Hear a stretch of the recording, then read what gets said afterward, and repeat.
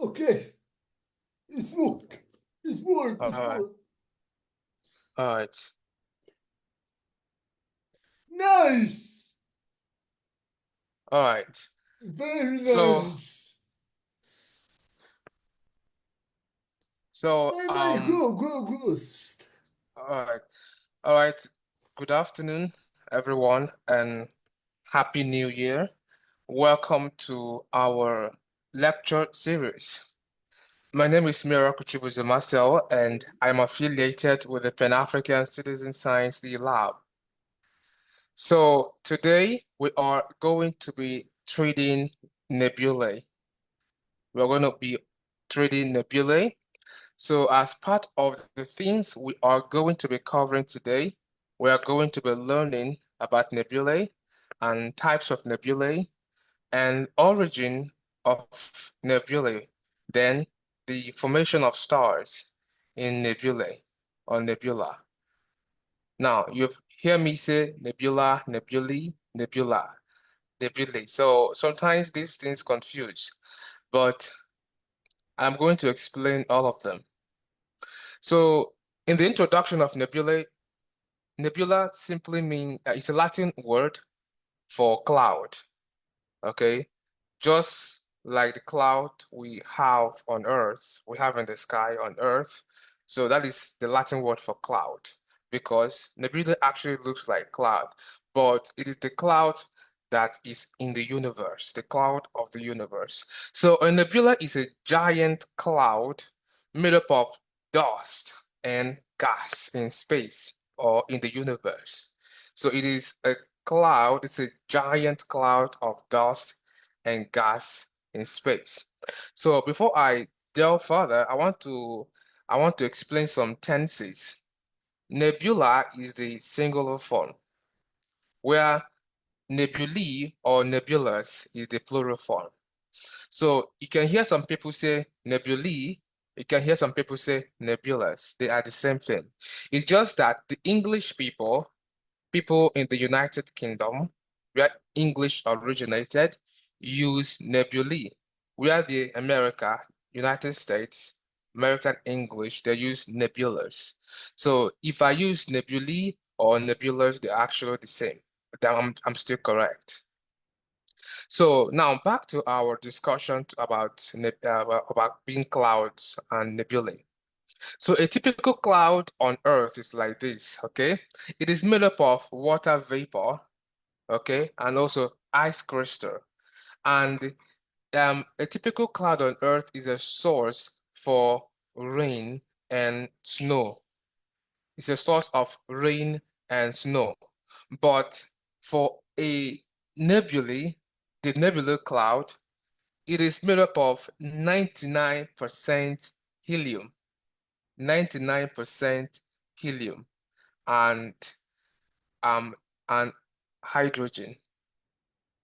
So the other 1% is made up of dust, okay? And that dust contain silicate, aluminum oxide, soot, calcium compounds, graphite, ice, a lot of things. And most importantly, um, just like our typical cloud on Earth is a source for rain and snow, the nebulae in the universe is where stars are formed. I hope you heard me, where stars are formed. So if you look at this nebulae, you can see that some stars are around it. These are stars that were formed from it. So in other words, nebulas are star factories. It is just the same as elements. Stars are element factories. Remember when I used to say that when I was talking about when I was teaching on stars. So so in the same way, nebulae are star factories. So now let us talk about the density of nebulae. The density of nebulae. Now, on Earth, air density, air density is around 10 raised to power 19 molecules per cubic centimeter. 10 raised to the power 19. You can imagine the number. It is a very huge number. Molecules per cubic centimeter. You know what a centimeter is? A centimeter is, so you can imagine 1 centimeter from your ruler. So if you have 1 centimeter length, 1 centimeter width, and 1 centimeter height, and you multiply, that is about a cubic centimeter. So we have about 10 raised to the power 19 molecules per cubic centimeter. So that is a lot of particles in that little space.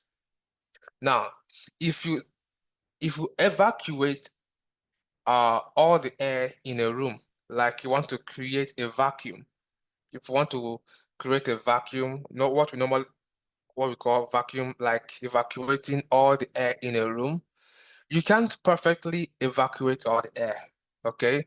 You can get as much as 10 raised to the power 5 to 10 raised to the power 7. That is 100,000 to 1 million molecules per cubic centimeter remaining. So that is the quantity of air that will remain after evacuating all the air molecules.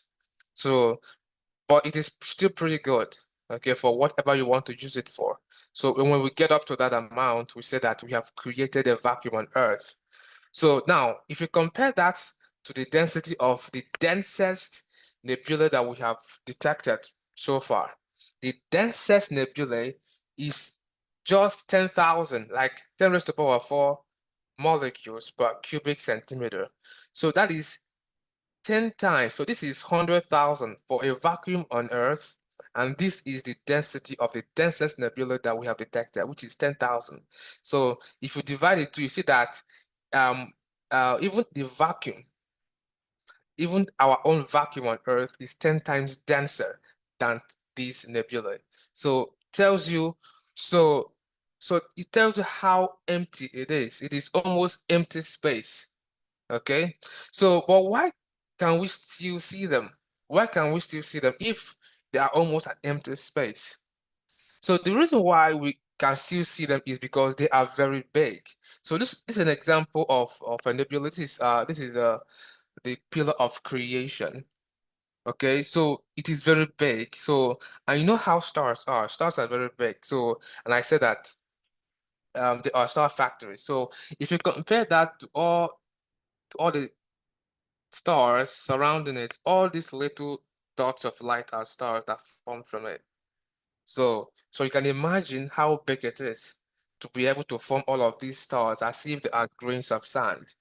So the reason why we can see them is because they are big. Another reason is because they are further away, we are further away from them, and that is true. So the ones that we can see, we are further away from them. So that is why we can see the corners, the corners of the nebulae. Okay, and they also are luminescent, they emit light. So these three reasons combined is the reason why we can see nebulae. So types of nebulae. So we have 5 different types of nebulae. Okay, so we have the absorption nebulae, we have the reflection nebulae, and we have the emission nebulae. These three types are called diffused nebulae. Diffused in the sense that they do not have any definite shape. Okay? They do not have any definite shape. They are named after objects they resemble. Okay? So, and these are the kind of nebulae where stars are formed from. Then the other two types of nebulae are the planetary nebulae and the planetary nebula and supernova remnant. Okay, these two have definite structure. Okay, we know their shapes. They follow some known shapes, and they are formed from dead stars or dying stars. Now, all planetary nebulae all planetary nebulae and supernova remnant are still emission nebulae because emission nebulae simply means nebula that give out light. And since these two nebulae give out light, we still can classify them as emission nebulae. Okay, so now let me delve deeper into them one after the other. So in the dark nebulae, let me move this. So in the absorption nebula, we also call it the dark nebula. It is similar to the typical um, dark smoke we have on Earth. So if you see a burning object, like if you set some vehicle tires on fire, so it gives out this dark smoke. Okay, this dark smoke. So that is exactly how these absorption nebulae look like. They do not give out light. So we call it absorption nebulae.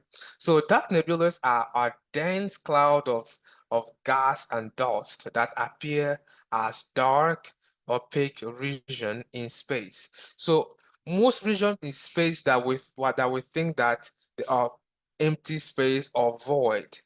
The reason why they look like that is because this dark nebula is blocking the light coming from the other side. So it makes us think that maybe that part of space is empty or there's a void in it, but that is not true. Now, all nebula types started with this dark nebulae. This is how they all started, these dark nebulae. I'm going to explain further what I mean by that as we proceed. So these dark nebulae do not emit light. They do not reflect any signal light, which makes them stand out against the brighter background of stars or glowing nebulae. So, so here are some examples of the absorption nebulae or the dark nebulae. And remember what I talked about diffuse. They are still classified under diffuse nebulae. And I said that diffuse nebulae take up the name of the object they look like. So if you look at this object here, this is the Horsehead Nebula. It's an example of an absorption nebula. And if you look, it takes the shape of a horse head. So that is why we call it the Horsehead Nebula. And if you look, it is very dark. So this nebula is located in the Orion constellation, and it is about 1,375 light years away from Earth. It is mostly made up of hydrogen gas and dust grains. So here's another example of a dark or absorption nebulae. So we call this the Snake Nebulae, the Snake Nebulae, or we call it Barnard 72. Just like the name implies, it looks like a snake. So we call that the Snake Nebulae. These other ones are also the Snake Nebula.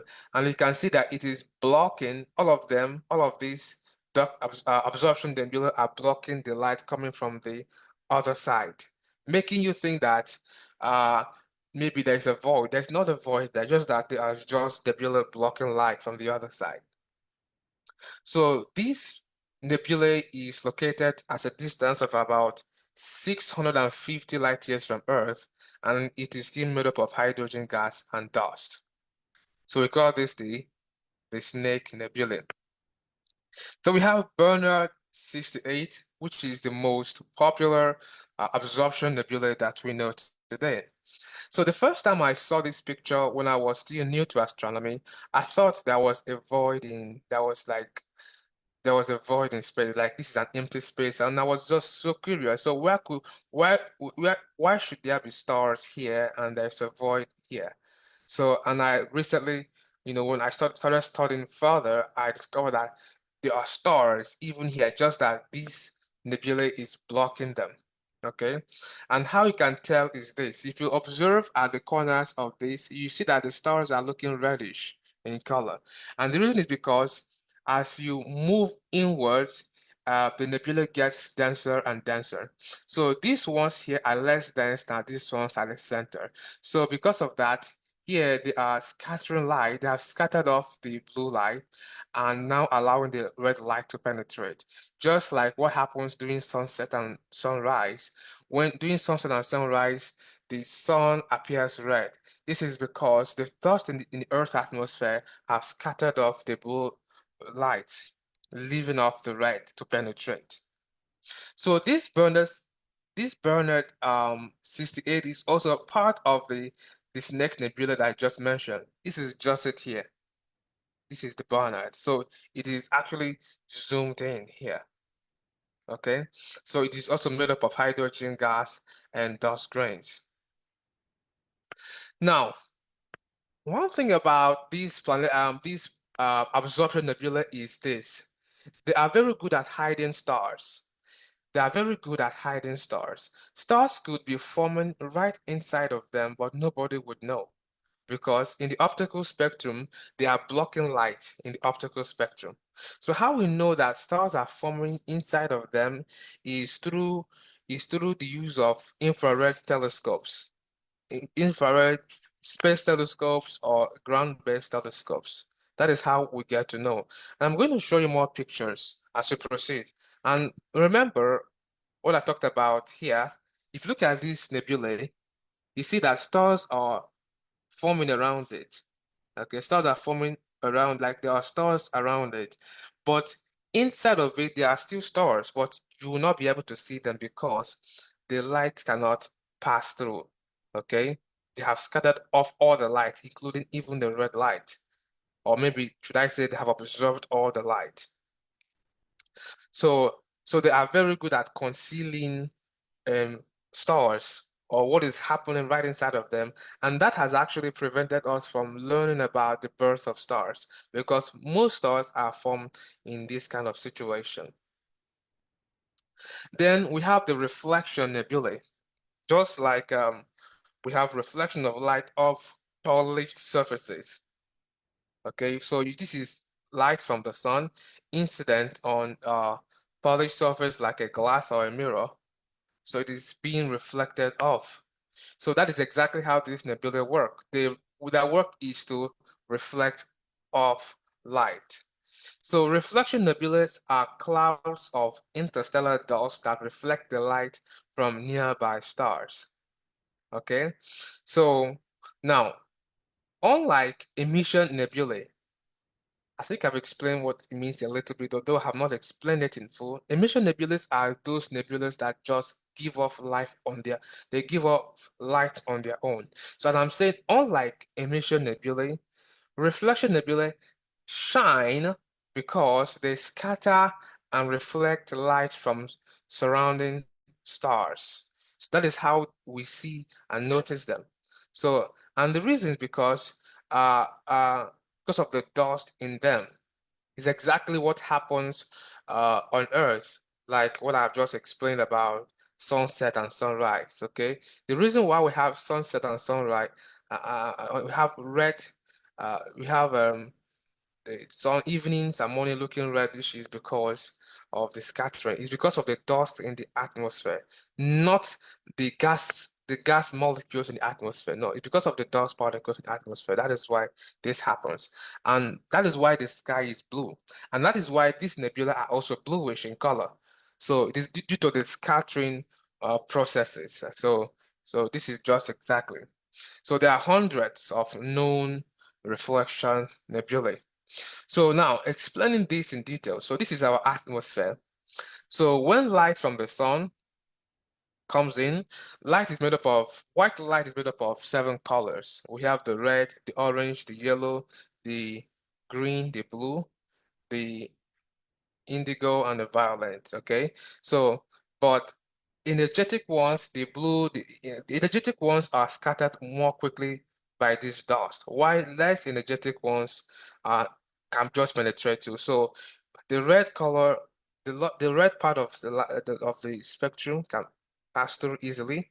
Okay. The other colors, orange, yellow, can pass through, and as you proceed, it becomes more difficult until you reach the blue color. So that is exactly. And this reason is because of the dust particles. So if you look at this tree, you can say that the tree is green because the tree, the leaves are scattering the green color. And I'm going to explain the physics and details. So reflection is why we see colors. Reflection is why we see the colors of object. So if you have this object, if you see an object that is red in color, The reason is because it is absorbing all the other colors and rejecting the red color. So that is why we can see it as red. The same thing for green. The reason why leaves, tree leaves are looking green is because they are absorbing all the spectrum and rejecting the green. So the reason why the sky is blue is because the dust particles are scattering the blue and allowing other colors to pass through. And that is why also the reflection nebula are bluish in color. Now, whenever you see an object that is not between the Rabi spectrum, it could be a combination of two colors. For instance, cyan. Cyan is a rejection or scattering of blue and green. Okay, and allowing other colors to pass through. Then we have this color, red and blue. Then we have the yellow, the combination of red and green. So these three colors are known as the primary colors. So how about white? If an object is looking white, I'm just teaching you the physics of these things. So that when I go back to astronomy, it will be very easy for us to understand. So for a white surface, any surface that is white in color is rejecting all the colors. And any surface that is dark in color, it is absorbing all the colors and not reflecting any. And that is a typical example of a of an absorption or a dark nebula. They absorb everything and do not reject any color. However, as they keep absorbing these colors, their temperature will increase until a time will come when they'll be turned on. They'll be turned on into emission nebulae. And I'm going to explain that in details. Now, coming back to reflection nebulae. So I want to give you examples. I want to give you examples of reflection nebulae, and one of the most popular example is the Pleiades, the Seven Sisters. Okay, look at these stars. They are looking bluish. Okay, they are looking bluish. The reason is because of the gases and the dust particles surrounding the stars, around the stars, surrounding them. Okay, so it's because they are scattering the light, and like I told you, the blue is easily scattered, and that is why they are looking blue in color.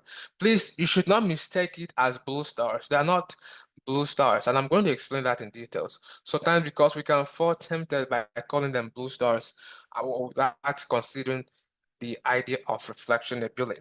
By the way, this nebula is located about 444 light years away from Earth.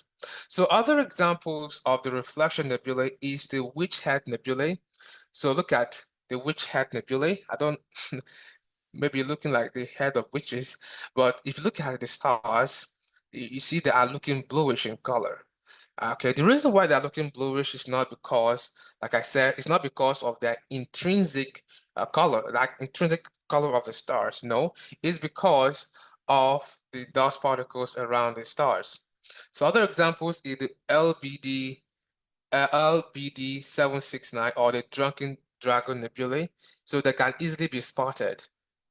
Okay, so this is the VDB 152 or the Drunken Dragon.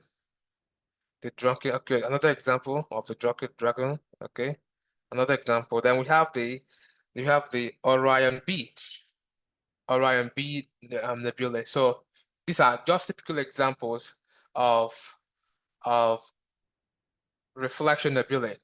Now, like I said, what is now the difference between blue stars, regular blue stars from stars embedded in reflection nebulae? How can we distinguish them?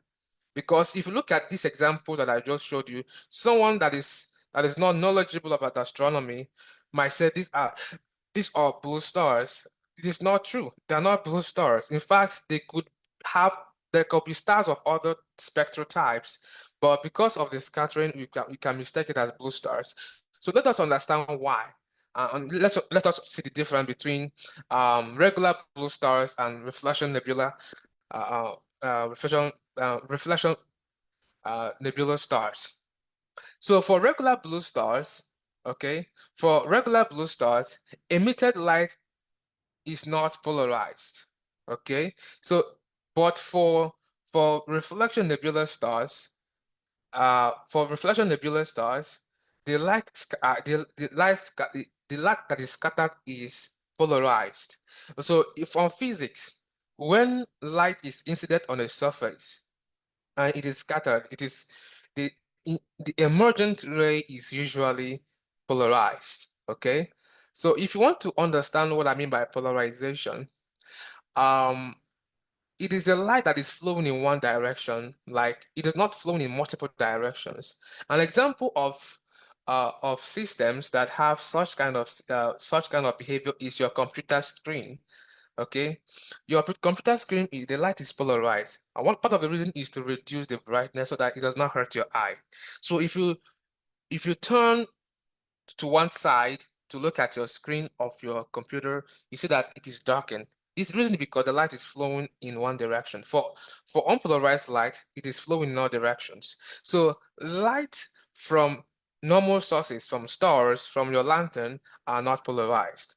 But scattered light from off surfaces like reflection nebulae are polarized. So that is one example. So see or if you see uh a reflection nebulae that is bluish, and maybe you're not sure about about the nature, whether it's blue stars, you can use your Polaroid and you can place your Polaroid in your telescopes or however you want to do it to verify this. So that's just a simple test.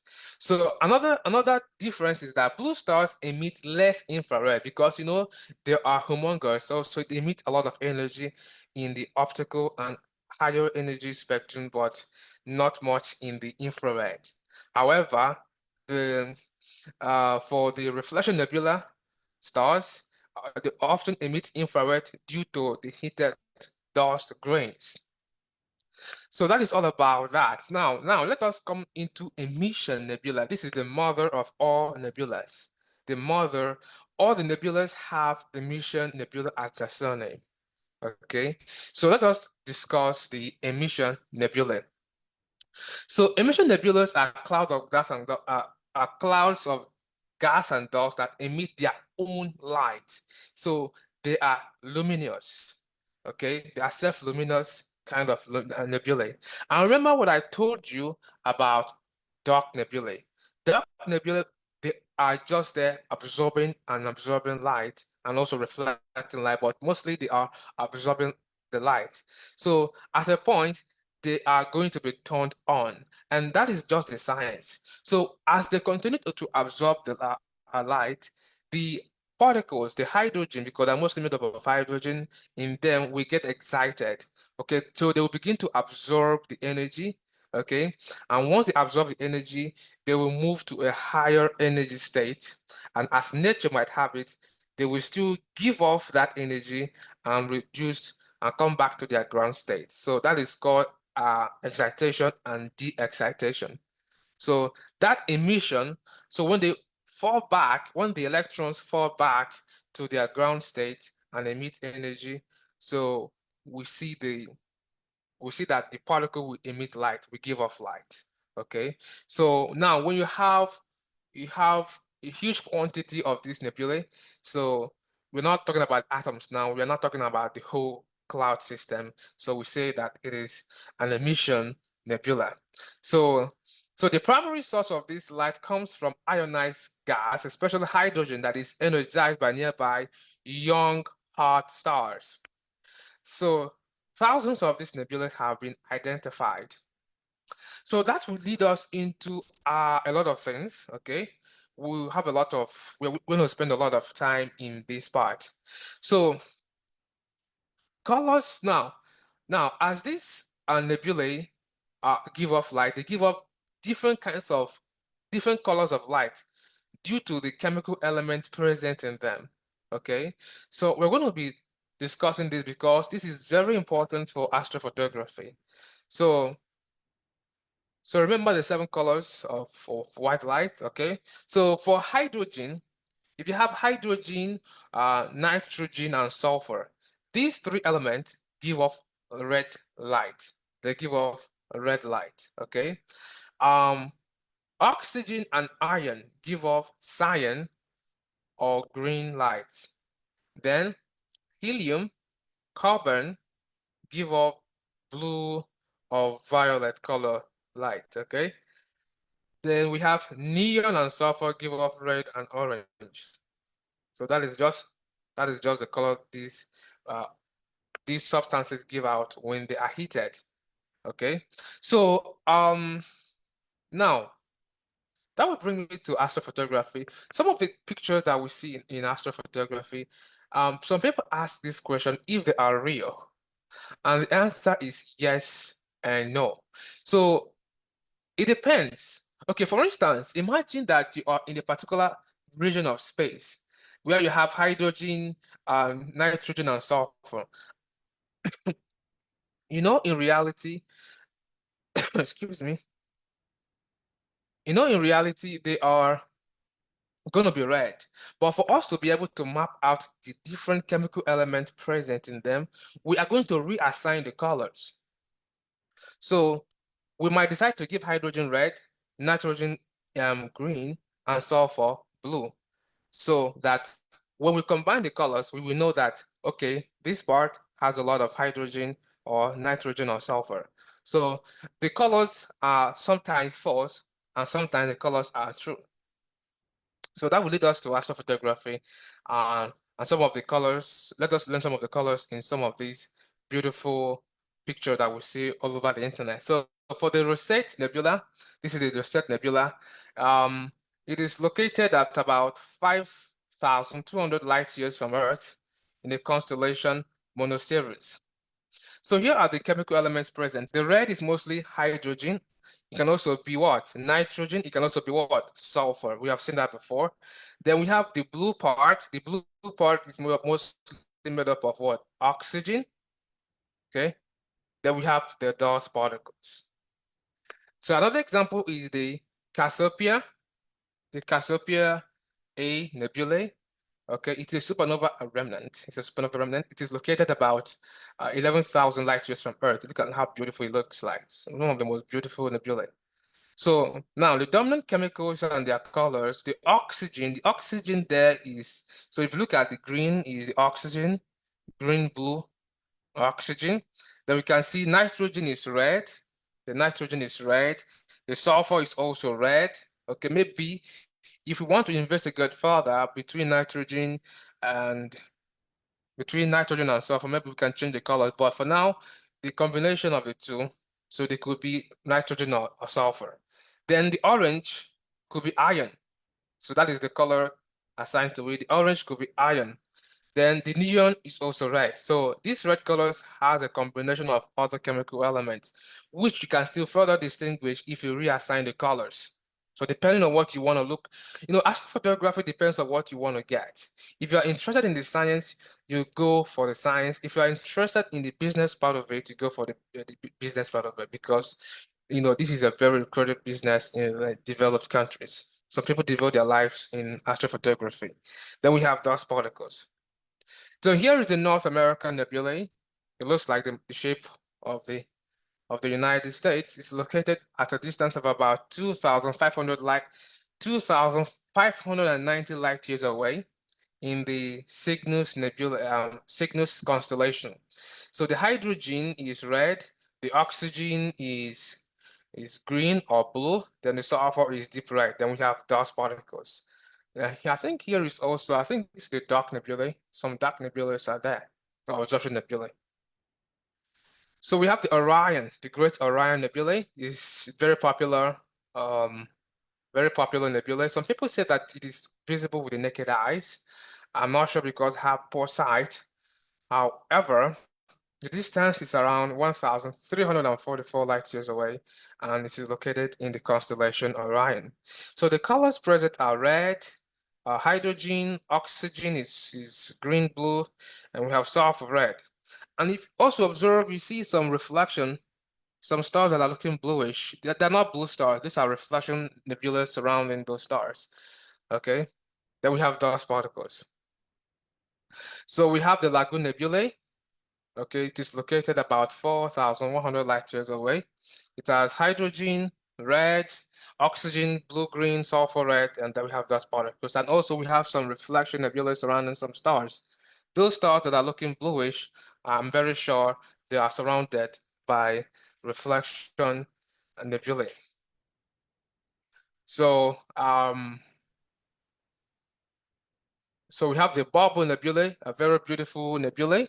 It is located at 7,100 light years from Earth, and it has hydrogen red. Look at hydrogen red here. Then we have the oxygen green blue. So this bubble is almost green blue, and look at the green blue here. It is mostly oxygen. Then we have sulfur. Sulfur is deep red and orange. Deep red and orange. I can see that that is the color. Then we have dust. Then we have the Crab Nebula, which is a supernova remnant. The Crab Nebula is made up of hydrogen, red, oxygen, green, blue, sulfur, orange. So you can see the colors. You can see this stellene.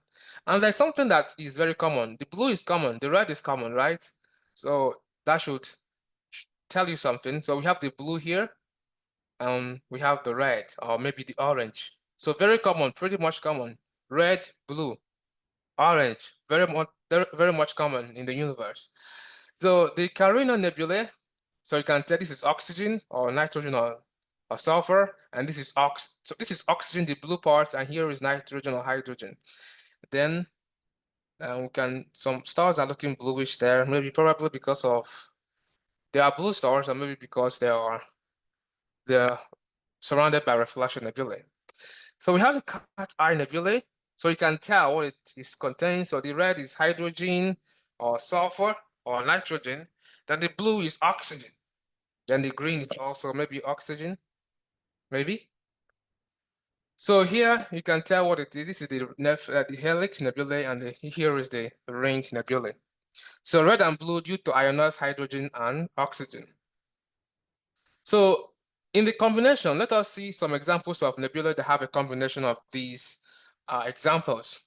So for dark nebulae, remember that I talked about dark nebulae, the one that looks like a burning smoke on Earth. So for dark nebulae, they can become part of an emission nebulae if stars form within them and produce enough UV rays to ionize the surrounding gas. So they can be turned on, like what I told you, when they absorb a lot of these UV energies from the newborn stars, they can be turned on and become emission nebulae. So the same thing for the reflection, they can also act as reflection nebulae. So let me show you some examples of nebulae that have a combination of these examples. So here is the Trifid nebulae. Trifid nebulae is a very interesting type of nebulae because it contains the three types of nebulae that we just treated in one place. So here is the dark nebulae. This is the dark nebulae. I hope you can see my mouse. This is the dark nebulae, okay? The dark nebulae. And the red part is the emission nebula, mostly maybe hydrogen, maybe of hydrogen. We've seen that before. And the blue is not oxygen this time. The blue is the scattering of light, remember? So the blue is reflection nebulae. So this is verified, okay? So this is an example of a nebula that contains the three types of nebulae combined. Then we have the blue horse head nebulae B33, the Bonner 33. So you can see it has the emission nebulae, it has reflection nebulae, and the dark nebulae, the dark sides, the dark surrounding.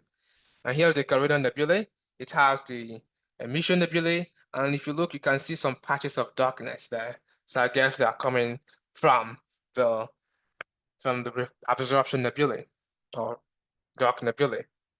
So here is the Eagle nebulae in the optical spectrum. So when I told you that it is made up of dark nebulae and also emission nebulae. Okay, and I said something about the dark nebulae. They are very good at concealing stars. Stars could be buried right inside of them, but you won't be able to see them. But if you use an infrared telescope like this one, you can see the stars that are inside of them. So this is the Eagle nebulae or the pillar of creation in the infrared and also in the optical spectrum. Now, planetary nebulae. What are planetary nebulae? Planetary nebulae or nebulas are glowing shell of ionized gas ejected from red giant stars late in their lifetime cycle. So the term planetary nebula is actually misleading because some people might think it has some connections with planets, but it has no connection with planets. So the term was used by ancient astronomers. You know, in those times when astronomy became a science, the science is about verifying things. So they had very crude telescope, very small and crude telescope. So when they looked at these types of nebulae, they saw that they look spherical, like planets, because they have also spotted some planets in our solar system and they look spherical. So they were like, okay, this could be some kind of planetary system. So they call it planetary nebulae. But today we know that they are not planetary nebulae. So this is just a misleading term, but this name has actually stuck. Okay, so there are about 3,000 5,000 planetary nebulae so far in our Milky Way galaxy. So here is the formation of planetary nebulae. So here is the formation process. You know, I have described this. I'm just going to do kind of a summary. So planetary nebulae form from stars with initial masses ranging from 0.8 to 8 solar masses. So these are low mass stars, okay? So when they are in their final stages of their life. So after exhausting the nuclear fuel, which is mostly hydrogen, in their cores, these stars evolve into red giants. So during the red giant phase, the outer layers of the star becomes unstable and are blown off into space, forming an expanding shell of gas. So the hot core left behind, known as a white dwarf, emits intense UV radiation that ionizes the ejected gas, causing it to glow brightly and form a planetary nebulae. So if you want to really get the full details about these, I treated it on stars. On my stars lecture, either one or two, I treated about planetary nebulae in details. So I would like to, I will refer to that so I can understand this because I treated it how stars die vertically. So now, how about the structure and appearance of planetary nebulae? The structure and appearance of planetary nebulae. So they always have a central star, and they are mostly white dwarfs. Okay, so and white dwarf is just the size of Earth. The size is almost the size of, that's approximately the size of Earth. And then you have these expanding shell of gas, mostly hydrogen. Okay, they just continuously expand because of radiation pressure. Radiation pressure from the hot white dwarf. So the ionized gases are mostly hydrogen and helium with traces of carbon, nitrogen, and oxygen. Now, how about their shapes and pattern? They can take the shape of a sphere, or they can become elliptical, and they can also take some complex forms. And the reason why they take these different forms is traced to so many reasons. Number one is their stellar rotation. Yeah, the rotation of the progenitor star, how it was rotating, can affect their overall shape and pattern. So now another reason is binary star systems. Binary star systems, if one of them um shed up its surface and become a planetary nebulae, it is the rotation of the two systems is going to affect the shape and pattern of the planetary nebulae. Then we have the magnetic fields and also shape it. Then we have the stellar wind. So we have dust and gas distribution. And most importantly, these planetary nebulae are very, very colorful. I'm going to show some examples.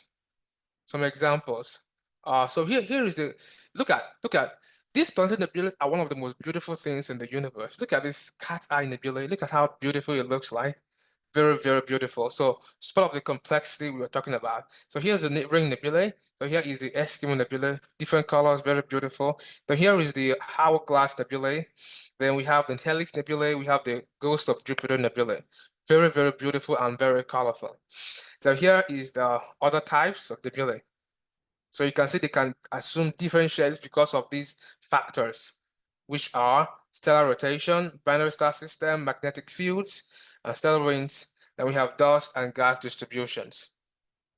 So then let us see supernova or remnant. Supernova remnants are nebula formed from explosive death of massive stars. Okay, explosive death of massive stars in supernova explosion. So look at how it occurs. When a high mass stars are about to die, they explode in supernovae.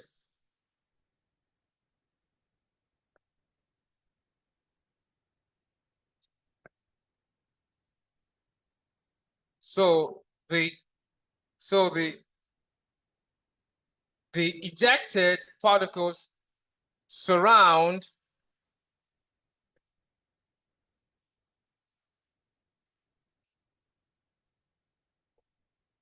That's great. You know, this has a sound. I don't know if you heard it. It has a very marvelous sound. So that's why I stopped. Sorry. So so you see this the materials that were expelled would now surround the star, which could the remnant star, which could be a black hole or white or neutron star. Okay, so we have another type of supernova called the type 1A supernova. Okay, so here you have a binary system that is pulling materials into it. Okay, at a time it will explode. I've explained this before. I've explained it before. So these expelled materials can form what we call the supernova remnant. Okay, so here an example of the Crab Nebula. The video that I just played here is the Crab Nebula. So this is the Crab Nebula, and here is the Cassiopeia A. Then we have so that's just examples. There are many examples of supernova remnants. So we have the origin of nebulae. Where did nebulae come from? So all of these, so like I said, they are bigger than stars. Now you've seen that nebulae are bigger than stars. And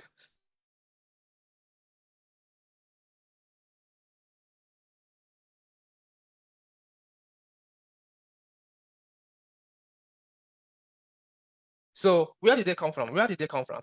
What we call it the Big Bang. And so the universe exploded. I don't know if I should use that term. That universe exploded and give out some, plasma and some other particles. So they later cooled and became became nebulae. And from that, nebulae stars began to form. So we have the first generation of stars, the second generation of stars, and the third generation of stars. So that is where they came from the Big Bang. Although I have not explained the Big Bang, this is part of our future topics. So, but that is where nebulae come from the Big Bang. So, so here is formation of stars in nebulae. So, how are stars formed from nebulae? So, they could be caused from supernova explosion of a dying star. So, a dying star could explode and trigger an imbalance in the system, and that will lead to the collapse of the giant molecular clouds. They begin to clump at one spot and become denser and denser. Before you know it, they become stars. So, and all of these I've actually treated in my previous lectures. So this is how stars are formed, okay, from nebulae. So something must trigger it. It could also come from a star that is passing by. So there must be some gravitational differential before